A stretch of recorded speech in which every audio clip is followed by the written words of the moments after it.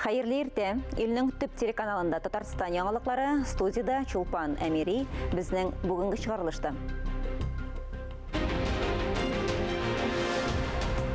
Кемнәр килә Кызыл келәмнән? Казанда 19-нчы Халыкара мөселман киносы фестивале ачылды. Авыр елның мул уңышы. Татарстанда бертөкле ашлыкның быелгы язмышын игенчелекнең заманча агротехнологиялары хәл итте. Үзе жайлы, үзе җитез. Казан урамнарында замана таләпләрен истә тотып ясалган беренче троллейбус йөри башлады.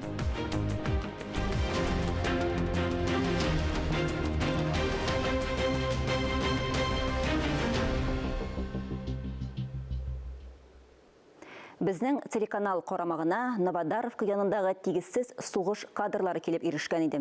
Анда Алёша танкы дошман бронетехникасы колоннасын тармар итте. Танк белән безнең Татарстан егете, хәзер Россия герое Рәсим Баксиков идарә иткән. Безнең сугышчыларның кыюлыгы турында алдагы язмада. Поступила задача зачистить поселок Новодаровка. Танк җиңел техниканы һәм сугышчыларны күзәтә. Экипаж бурычны үти, ләкин пушканы кинәт башка юнәлешкә төбәргә туры килә. Пошли на... Без борылырга юнәлдек, Саша борылырга команда берде. Чөнки тагын яңа кешенең якынлашуын күреп алган. Алёша белән дошман арасы бик кыска, урман полосасы гына аерып тора. Поехала техника. Наблюдаю, поехали. 2 танка, 5 бронемашин. Нәк шул чакта Рәсим бер генә хата ясарга ярамаганын да бик яхшы аңлый. Страшно до дрожи в коленках. Монда ишракта тезләр калтырый. Эшкә тотынгач, барлык уй кичерешләр артка планга күчә. Согласно боевой задаче, чтобы обезопасить себя, не дай бог. Санаулы мизгелләр барысын да хәл итә. Алла сакласын, анда дошман утырса, алар арттан һөҗүм итәргә мөмкин иде. Тагын бер атуда танк һәм эш бронетехника машинасы юк ителә. Дошманның югалып калуы Алёшаның һәм артиллерияның җиңүенә китерә. Украинадагы вакыйгаларны Рәсим Баксиков армиядә чагында ук күзәтеп барган. Ватанга ярдәм итү мөмкинлеге чыккач, үзен аямаган. Я наблюдал за всем этим. Мин мондагы вакыйгалар белән 2014 елдан бирле шаһит. Россиягә күчеп килгән халыкны, аларга ярдәм итүләрен күрдем. Үз өлешемне дә кертәсем килде. Бу кыю адымы ана Россиянең чын танкисты, чын герое итте. Фарис Мөхәммәтов, Диана Дасаева, Станислав Назаров, Татарстан яңалыклары. Казанда беренче номерлы маршрутта яңа троллейбус йөри башлады. Ул пассажирлар өчен уңайлы, заманча таләпләрне исәпкә алып проектланган һәм әзерләнгән. Татарстан башкаласы бу техниканы эшләтеп җибәргән беренче шәһәр булды. Яңа троллейбуста беренчеләрдән булып безнең хәбәрчебез дә йөрде. Бу көннәрдә Казанга 3 яңа троллейбус алып кайттылар. Әлеге җәмәгать транспортына 90 кеше сыя. Начали мы эксплуатацию. Әлеге троллейбус тышкы кыяфәте белән үк аерылып тора. Хәзерге көндә без бер троллейбусны Казан шәһәре урамнары буенча йөртә башладык.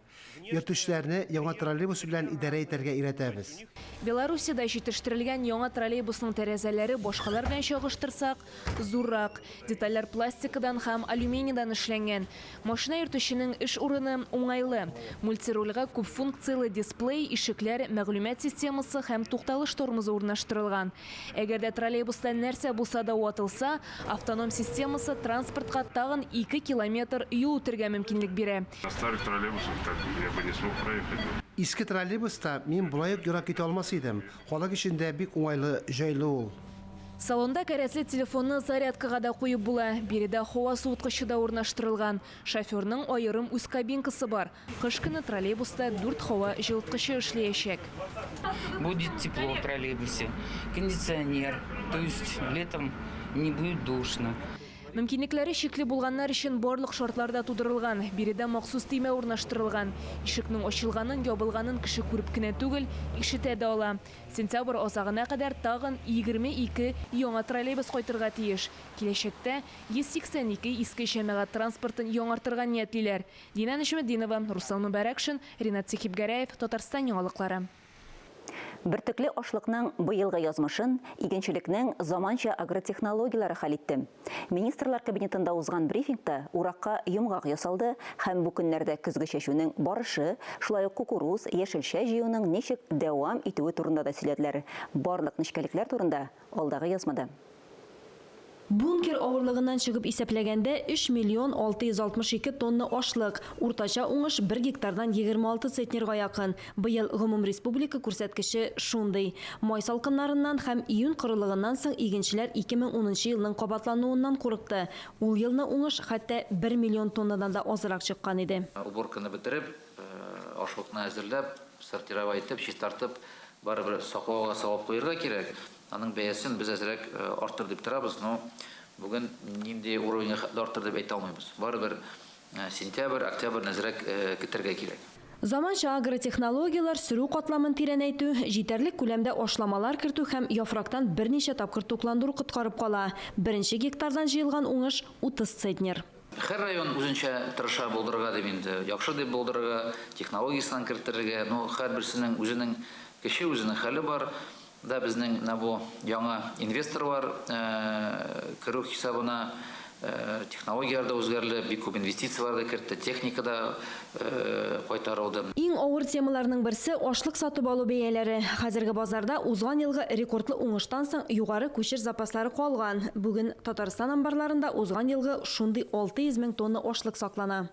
Узган елны сатылган ашлыкка, именно сатылган ашлыкка 2 сум өстәмә 2 сум федераль бюджеттан бирелде.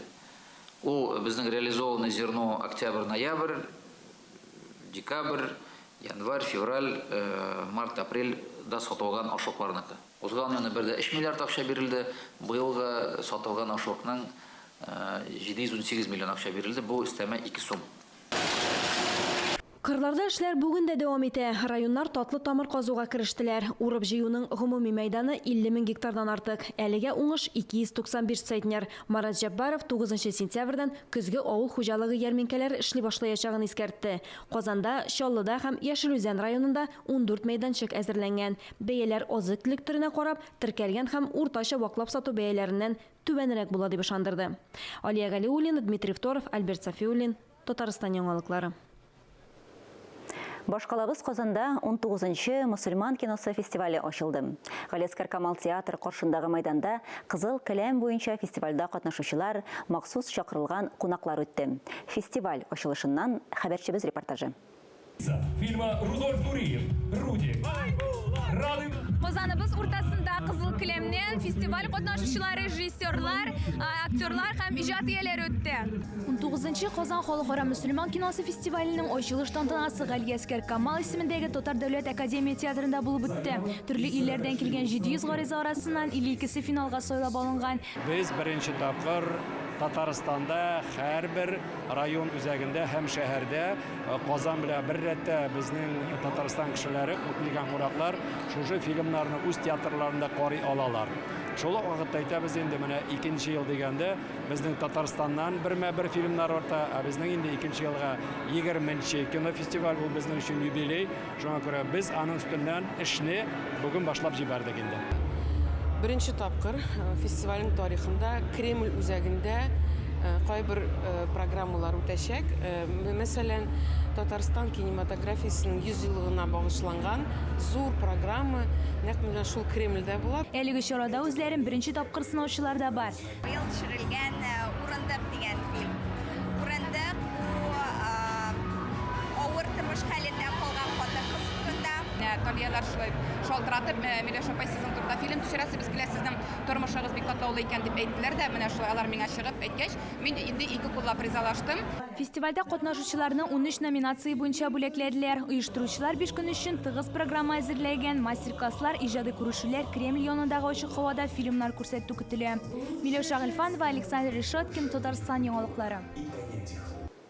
13 сентябрьдән 17-сенә кадәр Казанда татар яшьләре көннәре уза. Форум быел 33-нчы тапкыр үткәрелә. Чараның үзенчәлекләре, катнашучылары һәм программасы турында тулырак Татар информ мәгълүмат агентлыгында узган матбугат конференциясында сөйләделәр. Быел форумда 23 төбәктән 18 яшьтән алып 35 яшькә кадәрге яшьләр җыела. Төп максат татар мәдәниятен, мәгарифен, татар телен һәм милли традицияләрне саклау буенча уртак эшне көчәйтү, төрле төбәкләрдән килгән барлык татар яшьләре оешмаларын берләштерү. 5 көн дәвамында төрле остаханәләр, җыр, бию, татар теле, гореф-гадәтләр буенча дәресләр үткәрелә. Шулай ук форумда Идел кызы, Идел егете, татар яшьләре көннәре лидеры да сайлана. bilimler alıp, o bilimlerini dağında kubeytip, onları üzerine koyup, öz tübeklerinde onları türlü Tatarlar uyuşmalarıyla birlikte dağın zor şuluk smenalarını ötkərələr. Bizim için o büyük zor iş gibi ettik, zor әһәмият. Татарның элеккеге менә мәсәлән аулак өйдә уйнала торган уеннары һәм менә ул Татарстанда ничегрәк икән дип, чөнки регионнарда барыбер ул барып җиткән, ләкин инде азмы-күпме үзгәрешләр кертелгән, хәтта аларның җырларында җырлана торган. Менә Татарстанда нинди соң дип дигән сорауга инде без Алла бирсә быел җавап бирәчәкбез. Шунысын да әйтеп узырга кирәк.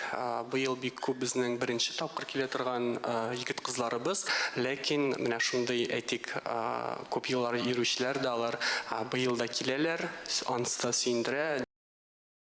Татарстанда Россия кулланучылар күзәтчелегенең мәктәпләрдә туклануны оештыру мәсьәләләре буенча кайнар линиясе эшли башлады. Белгечләр белән 15 сентябрьгә кадәр киңәшергә мөмкин. Кайнар линия атнаның һәр эш көнендә оештырыла. Шулай ук бердәм консультация үзәгенең тәүлек буе эшли торган телефонына да мөрәҗәгать итәргә була. Сәгатьләре һәм барлык телефоннар экранда күрсәтелгән. Эфирда Татарстан яңалыклары, чираттагы хәбәрләргә күчәбез. Опас районындагы Каратун авылының шал тарихы тимер юлдан башлана. Бу көннәрдә биредә Каратун көне бәйрәме узды. Һәм истәлекле чара хөрмәтенә тиздән авылда яңа икмәк предприятиесе эшли башлый. Бәйрәм мизгелләре киләсе язмада.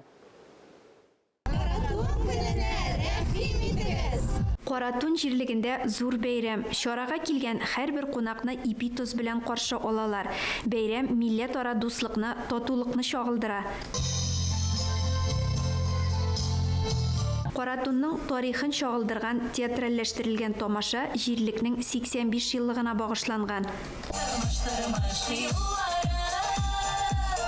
Сәхнә түрендә җирлектә эшләп килүче мәдәният хезмәткәрләре, балалар, ветераннар. Бәйрәмдә катнашучыларны район советының аппарат җитәкчесе Данис Сәйфетдинов сәламләде. Каратун авыл җирлеге башлыгы Радик Исмәгыйлев барлык халыкны бәйрәм белән тәбрикләп, оештыручыларга һәм иганәчеләргә рәхмәт хатлары тапшырды. Тамаша кызганнан кыза бара. Өлкәннәр һәм балалар өчен төрле аттракционнар эшли, уеннар оештырыла. Менә мин үзем төп Каратун кызы. Бүгенге Каратун кырып керәбез. Тагын бер үзенчәлек, тиздән Каратун җирлегендә яңа икмәк күмәч предприятиесе эшли башлый. Алар үзләренең беренче продукцияларын халыкка өләште. Тирә-юньгә хуш исле икмәк исе таралды. Теләгән һәрбер кеше аны авыз итер өчен үзенә алды. Привезли хлеб, который сегодня ночью выпекли, и привезли угостить вот как раз народ на сегодня на такой хороший праздник. Моны күмәчләр дә бирделәр. Рәхмәт җавсан. Каратун Апас мәдәният йорты үзешчәннәре матур чыгышлары белән халыкны ял иттерде. Ләлә Зайнуллина, Гадел Галиев, Татарстан яңалыклары. Күп милләтле республикабызда үрнәк алырдай сокланырлык кешеләр бар. Үзе рус милләтеннән булып та татар телендә матур итеп сөйләшүче Татьяна Надысова безнең күркәм эшләр эзеннән сәхифәсенең чираттагы герое. Бу бакчаны чәчәкләр матурлап торса, кешене аның күркәм сыйфатлары бизи. Мин рус телендә дә аралашам, татар телендә дә аралашам. Яисә минем дусларым татарлар күбрәк. Әйе, сез дөрес аңладыгыз. Татар телендә матур сөйләшүче бу ханым Татьяна Надысова, милләте белән рус. Минем әтиәнием Кукмара районыннан 80нче елларда алар Татарстан Республикасының иң матур районнарының берсенә, Саба районына күченеп киләләр. Шулай итеп мин Саба районында туып үсәм. Без гаиләдә бер телдә генә сөйләштек, татар телендә. Шулай ук мәктәптә дә татар теле укытучылары миңа бик күп белем бирделәр. Мәктәптә биргән белемне, аеруча татар телен, Татьяна югары дәрәҗәдә үзләштерә. 9нчы сыйныфта мин 4нче урынга лаек булдым. Республика буенча дөрес. 10нчы сыйныфта мин 2нче урынга лаек булдым һәм 11нче сыйныфта 1нче урынга лаек булдым. Республика буенча. Мәркәзебез Казанда 2 телне яхшы белгән Татьянага киңрәк юллар ача. 16нчы елда мин Росреестрның телефон хезмәте үзәгенә урнаштым. Шулай итеп, Российская Федерация буенча бөтен гражданнарны хокук теркәве буенча, кадастр исәбе буенча бердәм белешмә консультация бирдем. Алар арасында татарларда бик еш очрый иде. Шулай итеп, татарларга аңлатмалар татарча бирдем. Быел Росреестр 15 еллыгын билгеләп үтә. Шуңа киләчәктә Росреестрга бик зур уңышлар теләп китәсем килә. В рамках оказания государственных услуг управлением Росреестр по Республике Татарстан Росреестр идарәсе халыкка дәүләт хезмәтләрен күрсәтү өлкәсендә гамәлдәге законнарны аңлату, милеккә хокукларны рәсмиләштерү буенча күләмле эшләр алып бара. Безнең ведомствода ике телдә дә мәгълүмат бирә алырлык шундый белгечләр булуы белән горурланабыз. Бу безнең өчен дә, гражданнар өчен дә бик мөһим. Татьяна халыкка мәгълүматны ике телдә җиткерү өлкәсендә зур эш башкара. Димәк, якын киләчәктә без Татьяна Надысованы Росреестр белгече буларак студиядә көтеп калабыз. Шулай ук безнең республикабызда ике дәүләт теле, рус теле, татар теле. Минемчә, ике телне дәген белергә кирәк, икесен дәген яратырга кирәк. Иң мөһиме шул. Татьянаның күркәм гамәлләре моның белән генә шикләнми әле. Үзенең гаиләсендә дә татар теленә һәм сәнгатенә хөрмәт тәрбияли ул. Үзем дә татар телен белгәч, улыма да татар телен өйрәтәсем килде. Шуңа күрә татар теле гимназиясына бирдем. Ирегез бит инде рус милләтеннән, аның карашы ничек булды? Ирем минем бер кайчанда татар теленә каршы булмады. Ул минем белән бик горурлана. Шулай ук без аның белән бергә татар җырларын тыңлыйбыз. Без аның белән бергә татар концертларын карыйбыз. Татар театрларына йөрибез.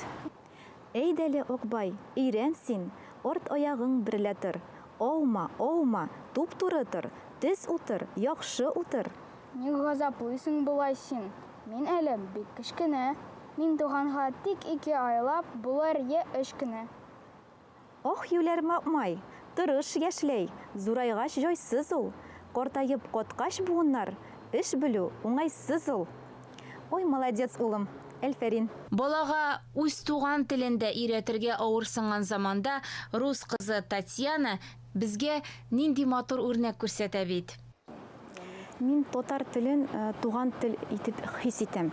Чөнки туганнан бирле сөйләшкәч, минем өчен ул туган тел кебек. Шуңа күрә татар теле бит ул бай, нәфис, бик матур тел. Шуңа күрә минем өчен татар тел беренче урында әлегә.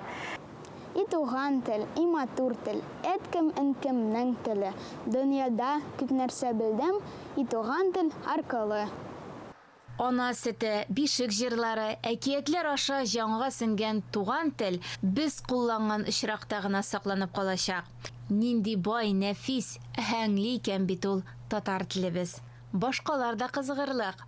Ания Гыйбадуллина, Ринат Сахибгәрәев, Татарстан яңалыклары.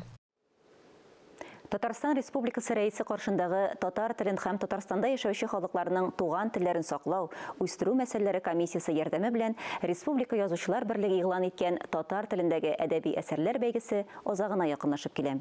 Бәйгенең быелгы үзенчәлекләре һәм кайбер нәтиҗәләре белән актуаль әңгәмә сәхифәсендә бәйгенең жюри әгъзасы, Казан утлары журналының баш мөхәррире Рөстәм Галиуллин таныштырыр. Әңгәмәне журналист Миңназыйм Сәфәров алып бара. Hayırlı gün Rüstem. Hayırlı gün, sevimsiz. Beyge azağına yakınlaşıp dedik. Nominasyada katnaşucular için 1 sentyabrda tamamlandı şekilde. Şuna açıklık kitsek idi. Şundan da mene bu ikinci etap kurulduğumuz şu yabık zor konkursunu. O elbette məğlum olğanca Tatar tilin hem Tataristan Respublikasında yaşayan başka halkların tillerini saklау üstürü meseleler komisiyası tarafından uzdırıla. Şundan da mene 1 sentyabrga anda bit barası 10 nominasiya bulsa 9 nominasiya boyunca biz garizalarını, işlerini kabul için tutattık. 1 sentyabrdan roman nominasiyası 1 dekabrga kadar kabul ettiğimiz romanlarını. Zorrak külemli eser bu şana ezerek kübrek bir. Ayy, şulay yok. Hem neyse de betere gerek, biz birincisinde bitinde hatırlasanız, birinci etap kuruldurganda bir katı anı keng auditoriyaga yetkirүү, таратуу ишин алып барды, конкурс уздырыла, катнашыгыз деп. Һәм чыннан да беренче конкурста 1455 эш килгән иде. 1470 романнар белән бергә. Бу юлы алай ук реклама эшләмәсәк тә, менә эшләр 1626 килде. 200-гә шуннан да үзебез дә шаккаттык. Быел да андый тематик яктан караганда да мен сан ягынан гына түгел, иштәлек ягынан караганда сөенерлек әсәрләр булыр кебекме? Иң беренче, менә шул беренче конкурска ясап әйткәндә, чыннан да менә ул бит инде ул конкурсның нәрсәгә кирәк инде бездә конкурслар күп дигән сүзләр дә булды бит инде. Ләкин бу масштабы ягыннан бөтенләй икенче төрле булды. Анда менә ахырдан инде эш беткәч, конвертларны ачкач, мин бит тикшердем. Татарлар кайда яши, шуннан кешеләр катнашканнар. 20дән артык төбәктән инде кулына каләм алып милләттәшләр катнашкан. Әлбәттә менә Башкортстаннан беренче җиңүче безгә танышылмаган авторлар да җиңделәр бит инде. Гомумән хәтта үсмерләр өчен хикәядә мәктәп баласы җиңде югары класстагы Апас районыннан. Алар бит инде үзенә күрә ябык конкурсның шушы гаделлеге турында сөйли. Иң мөһиме менә безнең бит инде конкурс уздыруга түгел максатыбыз. Беренче чиратта, әлбәттә, бүгенге көндә актив яза торган язучыларга стимул этәргеч бирү. Яңа әсәрләр тудырырга интип максатларыбызның берсе. Икенчесе менә сез әйткән шушы кызыксындырып конкурслар белән яңа исемнәр табу. Бөтенләй безгә танышылмаган яшьләрне дә бигрәк тә инде. Өченчедән инде менә шушы әдәбиятыбызга, безнең укучыларыбызга яхшы әсәрләрне булдырып, аны пропагандалау. Дөресен әйткәндә менә беренче конкурста җиңгән һәр әсәр, инде зурлар өчен дип әйтәм инде, Казан утлары журналында басылып чыкты. Мисал өчен сез әйткән менә романнарны алсак та, беренче урынга Фәс Хаким дә, Фирдәүс Хималдиновның хан урдасы үзбәк, шулай Равил Сабырның романнары да алар дөнья күрделәр. Икенчедән, шушы җиңгән әсәрләр һәммәсе дә Татарстан китап нәшриятында китапларда басылдылар. Өченчедән, Татарстан Язучылар берлеге ул авторларны, ул әсәрләрне пропагандалау өчен дәвам итә. Аларның кайберләре тәрҗемә ителде. Рус теленә түгел, хәтта мәсәлән Зөлфәт Хакимнеке алман теле, немец теленә тәрҗемә ителде. Быелгы конкурска килгәндә, әлбәттә, әлегә менә 8 роман инде килде. Узган ел 15 иде. Әле вакыт бар бит әле, ул ахырган килә гадәттә. Мөгаен, минем уйлавымча, әсәрләрнең сыйфаты начар булмастыр. Чөнки беренчедән сан сыйфатка да күчә бит, сайлап алу мөмкинлеге дә була. Икенчедән планка куелды бит. Планка да куелды. Беренчесендә планка куелды. Шуннан да түбән язып булмый бит инде. Икенчедән мин барбер үзем татар әдәбияты ул торышы яхшы дип саныйм. Бары тик безгә шулай дәрәк үзебезнең шушы глобаль шартлар аны пропагандалауына җитми калыша. Безнең язучыларыбыз бар, әйбәт язучыларыбыз бар. Шуңа күрә конкурс бу конкурста үзенең яхшы әсәрләре белән сөендерде дип уйлыйм. Инде хәзерге вакытта менә эш ничек тора, без инде шушы эшләрне жюриларга таратабыз. Жюрины без хәтерләсәгез, узган елда сырытып сакладык. Быел да объектив булсын өчен инде. Объектив булсын өчен аларның исемнәре ахырга хәтле сырытып саклара тырышачакбыз. Анда бик кызык безнең эшләр укыламы дип инде әйтүчләр бар инде. Һәр эшне эш кеше укый. Һәр эшне менә жюрилар беренчә бит инде шәрикне пәрдә җибәрәләр бит. Һәр кайсын бер кеше укып рецензия яза. Аңа күрә һәр эш укыла. Әле ул бик кызык та хәл булды. Ирактан бер абзый кеше килгән инде. Шигырьләр белән катнашырга конкурстан. Мин нишләп почта ашагына җибәрмәдегез инде? Без бит төрлечә кабул иттек. Юк инде, үзем барып күрим, яки җитмәс ди инде.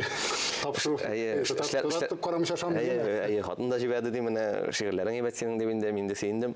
Ул эшләр бармы соң ди. Мин инде Ирактан килгән кеше бит инде, күрсәтим инде. Бер шкаф тулы бит инде. Ачып күрсәттем, ул шаккатты инде. Шуннан ул әйтә, да ди. Безнең ди татар сәләтле халык шулай талантлы халык шулай акча күрсәткән хәтта романда яза ди. Мин инде аны бик көлеп кенә калып иттем дә, ул абыйның сүзләрендә шуннан да хаклык бар. Ул бит һәр өлкә игътибарга бәйле. Игътибар таләп итә. Менә бу инде игътибар, менә шушы конкурс белән без кузгатып җибәрдек кешеләрне. Ул татар матбугатына да игътибар булса, ул бит инде икенче төрле баскычка менә. Менә ул абыйның сүзе дә шулай, безнең татар талантлы халык, ләкин аның менә татар әдәбиятына игътибарын әле бәясе булганын тыярга тиеш иде. Мин там бер генә әйтеп китим. Әлбәттә бу хәзер инде жюрилар укыйлар. Алар бары тик псевдоним белән генә эшне бәялиләр. Һәм ноябрь ахырында шушы 9 номинация буенча эшләрне без шорт-листны дип әйтик, ун һәр номинациянең 13-не псевдоним белән бастырып чыгачакбыз. Татарстан Язучылар берлеге сайтында, безнең Татмедиа журналларының сайтларында. Һәм инде 1 декабрьдә шушы җиңүчеләрнең конвертларын ачып. Инде роман җиңүчеләрен февраль аенда билгеле була. Барлык җиңүчеләрне дә шул халыкара туган тел көнендә 21 февральдә котларбыз дип ниятләп торабыз. Амин, шулай булсын. Көтеп калабыз. Бик рәхмәт. Исәнлектә күрешик. Амин. Хөрмәтле телевизор караучылар, бүгенге чыгарылышыбыз тәмам. Берничә минуттан соң эфирне хәерле көн Татарстан тапшыру дәвам итә. Ул тулаем мәгърифәтче галим, тарихчы, дин белгече Ризаэддин Фәхретдингә башлана. Мин Чулпан Әмири сезгә хәерле имин көннәр теләп бүгенгә саубуллашам. Игътибарыгыз өчен рәхмәт.